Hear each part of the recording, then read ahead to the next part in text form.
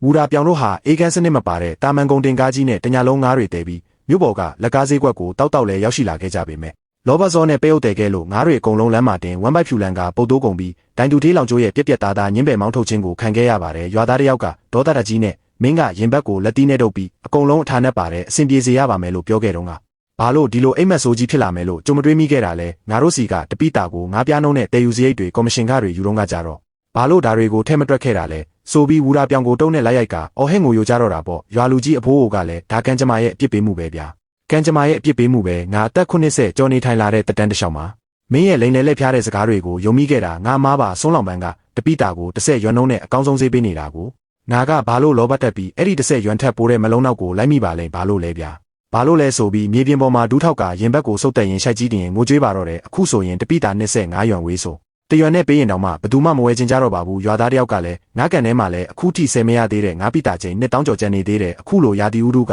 အလွန်ပူပြင်းနေတော့နောက်ထပ်2ရက်လောက်ဆိုရင်အဲ့ဒီငါးတွေလည်းအကုန်လုံးကန်ထဲမှာတင်တေဆုံးကုန်တော့မှလို့သွေးပြက်စွာအော်ဟစ်ပြီးဆက်တုတ်ထားဖို့ငါတို့တွေဆုံးလောင်ပန်းစီကိုသွားပြီးဒူးထောက်တောင်းပန်ကြရအောင်ပြလို့တောင်းဆိုရှာတယ်ဒါပေမဲ့အဖိုးအိုကတောင်းပန်မယ်ဟုတ်လားငါတို့တွေဗမျက်နှာနဲ့သွားပြီးတောင်းပန်ရဲဦးမှာလည်းအစတုံးကသူ့ကိုကားရောလူပါရွာပြင်ရောက်မောင်းထုတ်ပြီးခေါင်းပုံဖြတ်တဲ့သူလို့ဆွဆွဲခဲ့ကြပြီးမှအခုပြဿနာတက်တော့မှသွားပြီးအကူညီတောင်းရအောင်ငါဘိုးကြီးရဲ့ဒီမျက်နှာအိုကြီးကိုဘယ်နာသွားထားရမလဲလုတ်ခံပြင်းစွာအော်ဟစ်လိုက်ပါတယ်ဒါပေမဲ့ရွာသားတွေကဒါပေမဲ့ရွာထဲမှာမတည်ပဲကြံသေးတဲ့ငါးပိတာချင်းထောင်ချီရှိနေသေးတယ်လေပြအခုချက်ချင်းအေးအေးယူမလို့ဆောင်ရင်တရွာလုံးအငှက်ပေးဆိုင်ပြီးအနောက်မြောက်လေပဲထိုင်တောက်ရတော့မယ်ကျွန်တော်ကြားတာတော့ဆုံးလောင်ပန်းကအခုချင်းရွှေဝံရွာမှာတပိတာကိုရွံနှုံးနဲ့ငါးတွေဝယ်ယူနေရတဲ့လို့ငိုယိုကအတင်းဆွဲခေါ်ကြတာပေါ့အဲ့ဒီအခါဝူရာပြောင်ရဲ့လုံဆောင်မှုကြောင့်စွန်းကော်တုံးကိုအစောကြီးကလေးကစားချုပ်ဖြက်ကညင်းပယ်ခဲ့တဲ့ရွာသားဘိုးကြီးဟာမြေပြင်ပေါ်မှာစိတ်ပြက်လက်ပြက်ထိုင်ချလိုက်ပြီးကိုးရွံဟုတ်လားငါတို့အစတုံးက10ရွံပေးတာကိုတော့မလိုချင်ပဲညင်းပယ်ခဲ့ကြတာအခု9ရွံနဲ့ဆိုရင်တော့သူငါတို့ငါးတွေကိုတကယ်ပဲပြန်ဝယ်ပေးပါဦးမလားလို့မျှော်လင့်ချက်မဲ့စွာနဲ့6ကက်ကက်ရေရွရင်နောင်တကြီးစွာရရှိနေပါတော့တယ်ကျွန်တော်တခြားရွာကငါးတွေကိုအစင်ပြေပြေချိန်တွေဝယ်ယူနေတော့မှာပဲ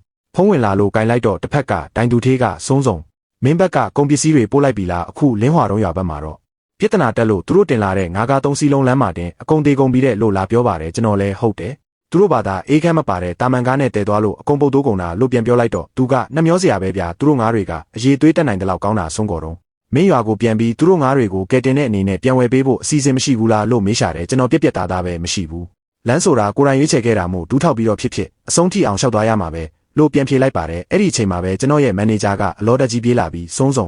ရွာထိပ်မှာလင်းဟွာတုံးရွာကလူတွေအများကြီးရောက်နေကြတယ်လို့လာပြောလို့ကြည့်လိုက်တော့သူတို့တွေကားတွေနဲ့ရောက်လာကြတာဟာကျွန်တော်ထင်ထားတာထက်တောင်တရက်ပိုစောနေတာကိုတွေ့ရတယ်သူတို့ရဲ့ကားသုံးစီးပေါ်ကငါးသေးတွေရဲ့အခြေအနေဟာကျွန်တော်တွေးထားတာထက်တောင်ပိုပြီးဆိုးရွားလုံးလို့တရွာလုံးတွေးပြက်နေကြတာပေါ့ရွာလူကြီးအဖိုးအိုခန့်များလဲတခြားသူတွေတွဲခေါ်လာရပြီးကျွန်တော်ရှေ့လဲရောက်ကောပွန်းနွန်တွေရဲ့မှာဝုန်းခန့်နဲ့ဒူးထောက်ချလိုက်ပြီးဆုံးလောင်ပန်းကျွန်တော်ဘိုးကြီးခင်များကိုဒူးထောက်ပြီးတော့တောင်းပန်ပါတယ်ဗျာလို့ရှိုက်ကြီးတင်ငိုယိုပါတော့တယ်အဲ့ဒီနောက်မှာတော့လိုက်လာတဲ့ရွာသားတွေအားလုံးဟာလဲဆုံးလောင်ပန်းကဲပါဦးဗျာလို့အော်ဟစ်ပြီးရွာလူကြီးရဲ့အနောက်မှာတညီတညွတ်တဲဝုန်းခန့်နဲ့ဒူးထောက်ကမြေကြီးနဲ့ကောက်အောင်ထိဦးချပြီးတောင်းပန်ကြတဲ့မြင်ကွင်းကိုကျွန်တော်မြင်တွေ့လိုက်ရပါတယ်ကျွန်တော်တို့မားသွားပါပြီကျွန်တော်တို့တွေလူမဆန်တဲ့လောက်ရက်ကိုလုံးမိတာပါခင်များကကျွန်တော်တို့ငါးကန်တွေကိုပြုပြင်ပေးတဲ့အရင်နီးဆိုင်ပြီးငါးတွေကိုလည်းအကုန်ဝယ်ပေးခဲ့တာတွေကိုကျွန်တော်တို့ရုတ်တရက်မေ့လျော့သွားပြီးကြော်ညာပိုစတာတရက်တဲနဲ့မျက်စိလင်းမိတ်ကလောဘတက်မိခဲ့ပါတယ်ဦးရာပြောင်ဆိုတဲ့တိရစ္ဆာန်ရဲ့စကားကိုယုံပြီးဈေးတိုးတောင်းကခင်များကိုရွာပြင်ရောက်မောင်းထုတ်ခဲ့မိပါတယ်အခုတော့ငါးတွေအကုန်လုံးတေဆုံးကုန်ပြီးတွေးချွေးစွမ်းအားနဲ့ရှာထားတဲ့ပိုက်ဆံတွေလည်းရေမျောကုန်ပါပြီးဆုံးလောင်ပန်းစေတနာထားပြီးကျန်တဲ့ငါးတွေကိုပဲဖြစ်ကဲတင်တဲ့အနေနဲ့ပြန်ဝယ်ပေးပါဦးဗျာခင်များပေးတဲ့ဈေးဘယ်လောက်ပဲဖြစ်ရပါတယ်ကျွန်တော်တို့လုံးဝဈေးမစစ်ပါဘူး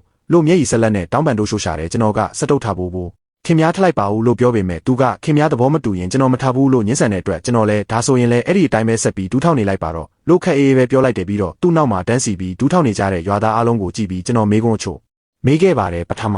ငါတို့ကျုပ်ဆိုခဲ့တဲ့စာချုပ်ဟာစာသားဖြူမင်းနဲ့လက်ပွေနှိပ်ထားတာမှန်ပါသလားလို့မေးတော့သူကမှန်ပါတယ်လို့ဝန်ခံတယ်ဒုတိယဝူရာပြောင်ကပိုစတာကိုကင်ပြီးလာရောက်စုပူဆန္ဒပြတော့ကခင်များတို့အားလုံးသူ့ဘက်ကနေရက်တီပေးခဲ့ကြပြီးကျွန်တော်ဘက်ကနေတခွန်းသေးသောစကားလေးတောင်ကာကွယ်မပြောပေးခဲ့ကြဘူးမဟုတ်လားလို့မေးတော့လဲဟုတ်ပါတယ်လို့ပဲခြေရှာတယ်တတိယစူပါမားကတ်မှာ90ရွမ်ဆိုတာတည်ယူစရိတ်ထုတ်ဖို့ခန့်နဲ့ငါးတေဆုံးမှုဆုံးရှုံးမှုတွေအားလုံးပါဝင်တဲ့နောက်ဆုံးရောင်းစည်းဖြစ်ပြီးကျွန်တော်ရရှိတဲ့အမြက်ကနည်းနည်းလေးပါလို့ရှင်းပြခဲ့တော့ကခင်များတို့ယုံကြည်ခဲ့ကြလားလို့မေးတဲ့အခါအားလုံးကမယုံကြည်ခဲ့ကြပါဘူးလို့ငိုယိုပြီးတညီတညွတ်တဲဖြေချကြပါတယ်အဲ့ဒီအချိန်မှာကျွန်တော်တပြင်းတစ်ချက်ချပြီးစက်တုတ်ထားဖို့ကျွန်တော်ဆုံးကော်တုံးကသူတော်စင်တယောက်မဟုတ်ပါဘူးကျွန်တော်ခင်များတို့ကိုကူညီခဲ့တာဟာခင်များတို့ငါးမွေးမြူရတာတကယ်ပင်ပန်းစင်းရဲလုံးလို့တနာစိတ်နဲ့ကူညီခဲ့တာဖြစ်တယ်လို့ငါတို့ချင်းစာချုပ်ဆိုထားပြီးသားမို့ရေရှိလက်တွဲကျင်တဲ့စိတ်စေတနာတစ်ခုတည်းကြောင့်ပါဒါပေမဲ့ခင်များတို့ကကျွန်တော်ကိုဘယ်လိုမျိုးပြန်ပြီးဆက်ဆံခဲ့ကြလဲလို့ခံပြင်းစိတ်နဲ့မင်းမြန်ရင်နောင်တကြီးစွာရရှိနေကြတဲ့သူတို့ကိုပြတ်သားတဲ့လေတန်းနဲ့ပြောဆိုလိုက်ပါတော့တယ်